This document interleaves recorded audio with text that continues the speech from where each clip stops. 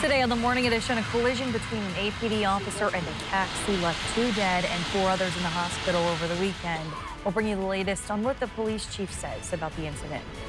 Plus, Saturday was a beautiful day to put your running shoes on and get moving in the Alaska Distance Challenge. We'll show you the sights and sounds of the day in the sun. And later, the waves were big, but that just made the rides all the more memorable for these brave pups and their human handlers.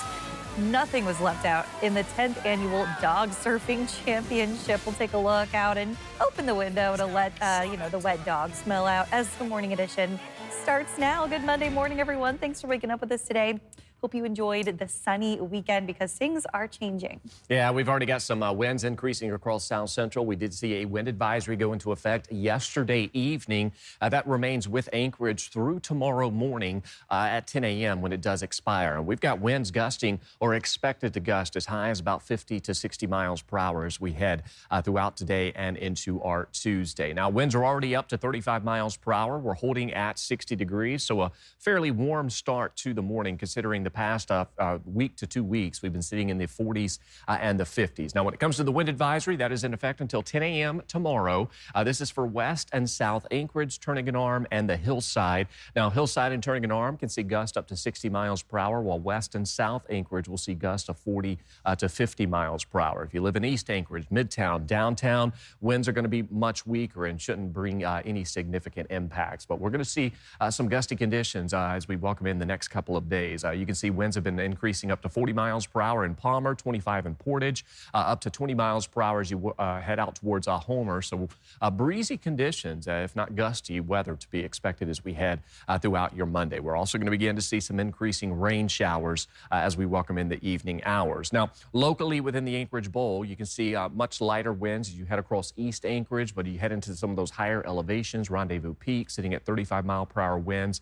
And then as you head out towards South Anchorage, those winds have been gusting up to 30 to 40 miles per hour. So rain is already beginning to build in across parts of South Central, more so as you head through the valley. We've got rain into the interior with most of the activity still out towards western and southwestern parts of the state, where we do have some high surf advisories where water levels could be about 1 to 3 feet above the highest tide line, and that continues into your tomorrow as well. I'll have more on that in that 7-day forecast and what to expect as we head throughout this week coming up.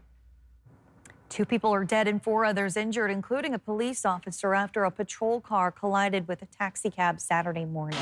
APD says it happened around 1:30 at the intersection of 36th Avenue and A Street, and both vehicles caught fire. Police Chief Sean Case says the driver and the passenger in the front seat of the cab died at the scene, and the APD officer and 3 passengers in the back seat of the cab were taken to the hospital and are being treated for non-life-threatening injuries. Case added that the officer will be out of work for a significant period of time due to the injuries from the collision. Fatal traffic collisions have been a significant concern in this community over the last couple of years as we've seen an increase in those collisions. Anytime we have a fatal collision, it's a significant and important issue that we have. When there's an officer involved, fatal collision, and the officer's on duty, it just adds another layer of that complexity. According to the police department, all collisions involving officers are internally investigated. In addition to the traffic investigation, the officer was on the way to a report of shots fired at the time of the collision and had the vehicle's emergency lights activated. Friday night, Anchorage Police responded to reports of a shooting in Muldoon. According to APD, it happened near around 10:20 near the 200 block of Muldoon Road. When they arrived, officers found a man with a gunshot wound to the upper body. He was taken to the hospital for treatment. Police say 34-year-old Devontae Alexander was arrested at the scene. State House candidate Jose Tagle described witnessing the shooting before rushing to intervene. When I bent the corner around the gas station, there were 2 or 3 individuals trying to hold down a suspect that had the gun. And then that's when I jumped to Easy in to help get the gun away from the suspect. Officers say Alexander was arrested on charges of first-degree assault. The Mountain View Public Library is currently closed after APD says a tractor trailer crashed into the side of the building. It happened around 2:17 early Saturday morning, and library staff say there were no visitors or employees inside the building at that time of night. APD says a sedan and a tractor trailer collided at the intersection of Burgaw and Mountain View before both vehicles then crashed into the building. The driver of the sedan was taken to the hospital. The library says it expects to remain closed until at least Tuesday, while a safety inspector can determine if the building is stable. A yearly tradition of giving back continued Saturday at Clark Middle School in Anchorage. The Clothesline Project brought out a massive line of families in hopes of claiming some of the many articles of clothing donated during a drive that started in May. Parents could fill up 2 clothing bags per family of whatever they liked and peruse the over 40 vendors in attendance across the Clark football field, all in hopes of making sure every child is prepared when school starts and the temperature drops. It helps out tremendously because getting a brand new pair of boots, a coat for winter, school supplies that we're giving out here with Clark, it helps them out a lot. We have all the support and love of our community, and it just means so much to all of us, really. In addition to donated clothes, the project offered jackets, winter gloves, and even free haircuts for kids in need. The first day of school for ASD is August 19th. Hundreds of Anchorage school kids may be a bit better prepared when they head back to class in just a few weeks. On Friday, the district held its annual supply giveaway. Our Lauren Maxwell was there. It's all yours. Families got their choice today, picking out backpacks filled with school supplies. I got a notebook, a ruler. Okay, wait. Pens and a pencil. The annual district event called HUGSS aims to help students come to school prepared. The biggest thing is we want families to be ready for school, but also kids, and we don't want them to have any kind of anxiety, especially about school supplies. And parents say the help is much appreciated. It's very much helpful. Yes, so much. I'm grateful for it. It's really good because, like, right now the economy is not good, you know. As for the students... Do they look like they're ready for back to school? I think so. I think they are. They're all excited. And when we asked them... Are you ready to go back to school? Kind of. Most of them... Are you excited to go back to school? Yeah. Seem to agree. Lauren Maxwell, Alaska's news source. Last year, they served 3,900 families. We don't have the final numbers yet for this year's giveaway, but ASD was expecting considerably more families. On Saturday morning, hundreds of runners braved the heat in Anchorage for one of Alaska's oldest distance races. The Alaska Distance Challenge started and ended at the Atwood Center at Alaska Pacific University under a beautiful blue sky as runners took on either a 5 or 10K, or for the most daring, tackling both back-to-back in the double-up challenge with the special medal on the line. Over 30 years into the race's life, according to organizer Mark Iverson, it just keeps getting better. This is the biggest one yet. Really surprising. We had a lot of energy come in late. We're about even with last year, which had been the biggest one. And so I think especially this week, with the return of the sunshine in summer, it's got people coming out.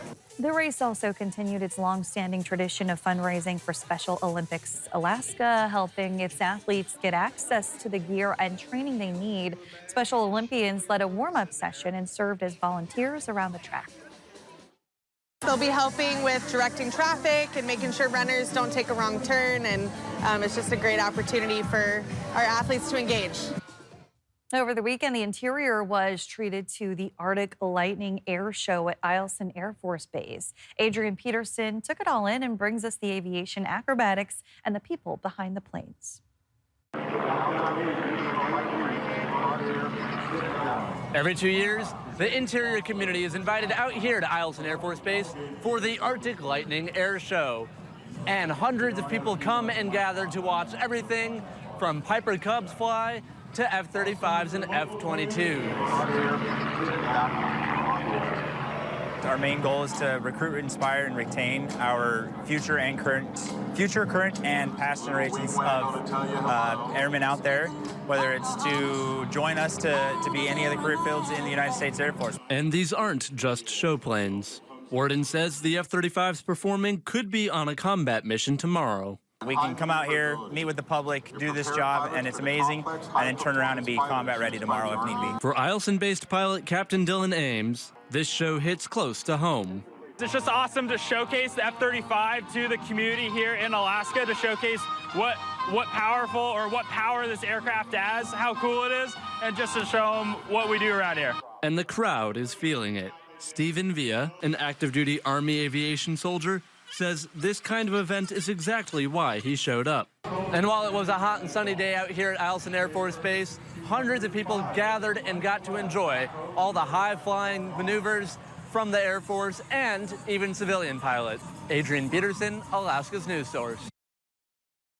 Still ahead today on the Morning Edition, an inaugural all-day free spay and neuter clinic is happening today at the Eagle River Lions Club. We'll check it out and hear from our Danny Tompkins when we return.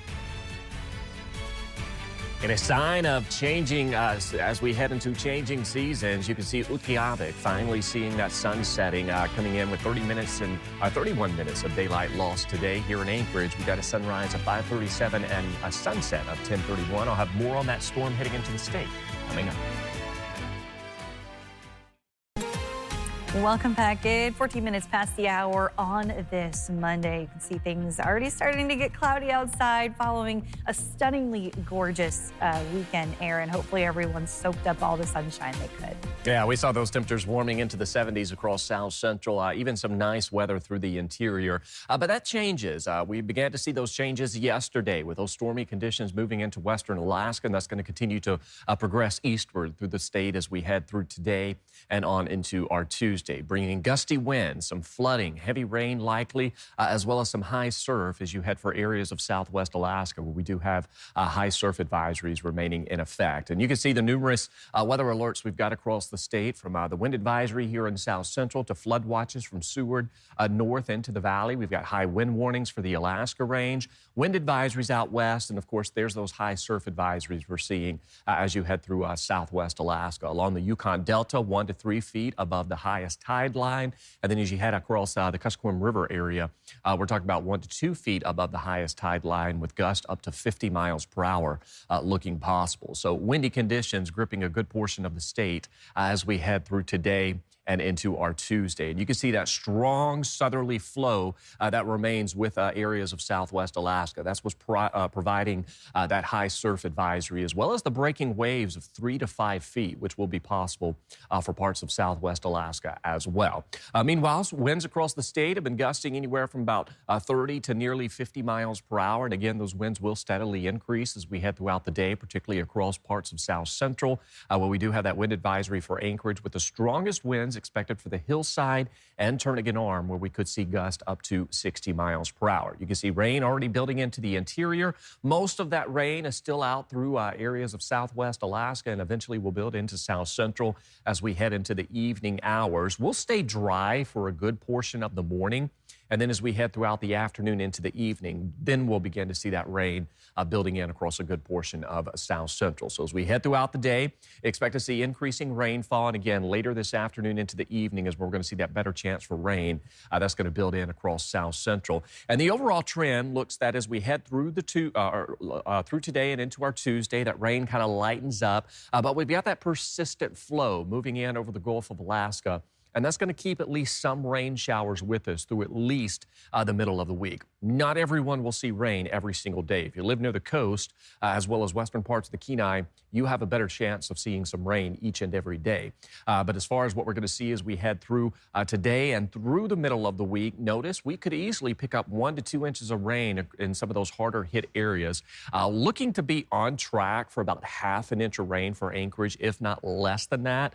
We're going anywhere from 1/4 to about ½ an inch for Anchorage. So we'll be a lot drier than surrounding areas, but it's still going to be wet as we head through the next couple of days. Now, this is by no means going to kickstart another wet weather pattern, that 2-week stretch that we did see, but we will keep rain around through at least the middle of the week with things drying out as we welcome in the weekend. So temperatures staying in the mid-60s, low to mid-60s the next couple of days. By Wednesday, the rain chances really look to be for parts of the valley, western parts of the Kenai.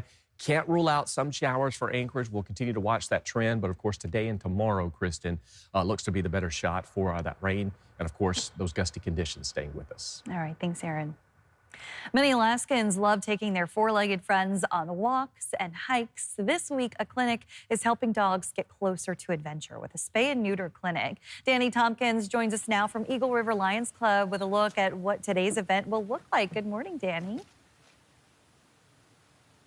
Good morning, Kristen. It's a big day for some dogs here in Eagle River, and we have a couple that I'm going to introduce you to, and I'm with Julie, who is better acquainted with these guys. Tell me who we've got with us. Well, we've got Ruger, who is originally from the village of Shishmaref, and then we've got Barry, who came from a village out near Antioch, and they are both available for adoption, but before that, they are going to get spayed and neutered. Very exciting. Well, tell us what is kind of going on today. So we have a vet in from Far-Fetched Charities who just started working with Kenai Peninsula animal lovers about a year ago to come in and spay neuter 35 animals in a day is her usual. And they reached out to us and said, hey, would you like in on this too? Because they know all of us up here in the rescue groups and the rehoming groups always are in need of spaying and neutering to be responsible individuals. And so we had a backlog of 35 animals that some have already been adopted, some are for adoption, and there is a long wait list to get into vets. There's a long wait list for vets that can give us a discount because we're a nonprofit. So we have 35 dogs lined up today and a few on the waiting list to be spayed and neutered, and that's what we're doing all day long today. Well, that is a lot. I don't know much about spay and neutering, but that sounds like a lot in one day. Yeah. Well, let's take a look inside at what it is going to look like in there. Great. We set up last night late, and we were here pretty late getting set up because the vet came in from Nome yesterday, actually. She started out in Bethel on Thursday, did 35 or 40 dog procedures there, went to Bethel, or Nome on Saturday, did the same thing there, and now she is here to help us. So this is where all the magic is happening today, and it's a big partnership effort between Paws of Nome, Bethel Friends of Canine, Kenai Peninsula Animal Rescue or Animal Lovers, and us, the August Fund. Or the August Foundation for Alaska Racing Dogs. So. Well, it's a pretty awesome day here, and I'm told there's going to be a food truck a little later, so people are welcome to stop by. Kristen? All right, thanks, Danny. Thanks for listening to our podcast. Click subscribe so you can get the latest podcasts from Alaska's news source automatically. And stay up to date with breaking news and in-depth reporting. Available for free 24/7 with the Alaska's news source app.